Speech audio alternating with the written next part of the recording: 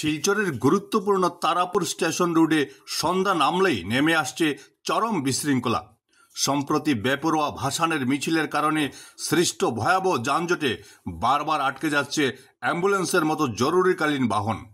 পরিস্থিতি সামলাতে হিমশিম খাচ্ছে ট্রাফিক পুলিশ। কিন্তু শুধু ভাসান নয়, ইন্ডিয়া ক্লাব থেকে তারাপুর ওভারব্রিজ পর্যন্ত সড়কের ফুটপাত অবৈধভাবে দখল করে স্থানীয় ব্যবসায়ী ও যত্রতত্র অটো বাইক পার্কিং এই ভোগান্তির মূল কারণ। অবৈধ অটো স্ট্যান্ড এবং বেদখলের জেরে স্বাভাবিক যান চলাচল দিনের পর দিন ব্যাহত হলেও প্রশাসনিক নজরদারি যেন নিষ্ক্রিয়। দৈনিক যানজটের চরম দুর্ভোগ সত্ত্বেও প্রশাসন কেন এই অবৈধ দখলকারীদের বিরুদ্ধে কড়া পদক্ষেপ নিচ্ছে না, তা নিয়ে প্রশ্ন তুলেছে সচেতন মহল। অবিলম্বে শহরের এই লাইফলাইন সড়কটি দখলমুক্ত করার দাবি উঠেছে। শিলচর থেকে কুন্তল কুরির রিপোর্ট।